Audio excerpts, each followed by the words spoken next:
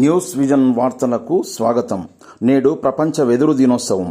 పర్యావరణ హితమైన వెదురు మన జీవితంలో అడుగడుగునా దర్శనమిస్తోంది.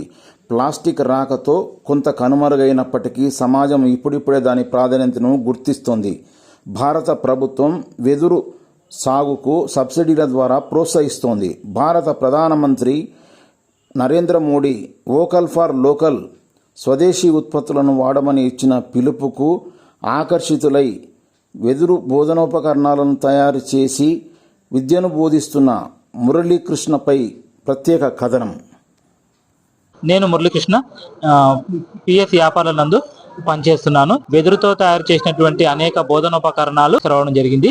దీనికి ముఖ్యమైనటువంటి కారణం, ఇన్స్పిరేషన్ మాన్యశ్రీ ప్రధానమంత్రి నరేంద్ర మోడీ గారు కోవిడ్ సమయంలో Atmanirbhar Bharat, vocal for local, make in India concept ను డెవలప్ చేశాడు.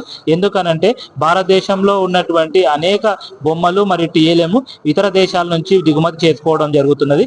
దీనివల్ల మన ఆర్థిక వ్యవస్థ దెబ్బతినడంతో పాటు మన పర్యావరణానికి కూడా ఎంతో హాని కలుగుతుంది. ఈ పర్యావరణాన్ని పరిరక్షించడానికి, ఆర్థిక అభివృద్ధిని, గ్రామీణ అభివృద్ధిని డెవలప్ చేయడానికి మాన్యశ్రీ ప్రధానమంత్రి నరేంద్ర మోడీ గారు ఇచ్చినటువంటి పిలుపు మేరకు నేను గత 5 సంవత్సరాల నుంచి ఈ టీఎల్ఎం తయారు చేస్తూ వివిధ ప్రదర్శనలు చేశాను.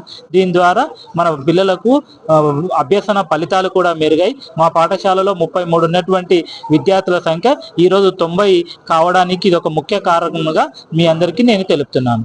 18 నాడు ప్రపంచ వెదురు దినోత్సవం ఉంది. ఈ ప్రపంచ వెదురు దినోత్సవం యొక్క ప్రాముఖ్యతను యుఎన్ఓ గుర్తించింది.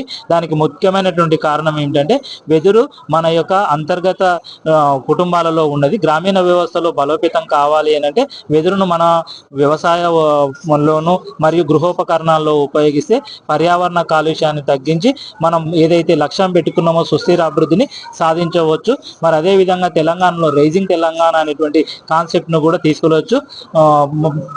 వికసిత్ భారత్ 2047 కళను కూడా మనం సహకారం చేయొచ్చు. వెదురు రాబో కాలానికి సంజీవనం వంటి అన్ని రంగాల అభివృద్ధికి వెదురే మూల కారణం అవుతుంది. దీన్ని యువత ఎక్కువగా టెక్నాలజీని ఉపయోగించి నూతన వస్తువులు తయారు చేసి పారిశ్రామికీకరణ, ప్రపంచవ్యాప్తంగా ఎగుమతి చేసేటటువంటి వస్తువులు తయారు చేస్తే మనకెంతో లాభంగా ఉంటుందని తెలియజేస్తుంది.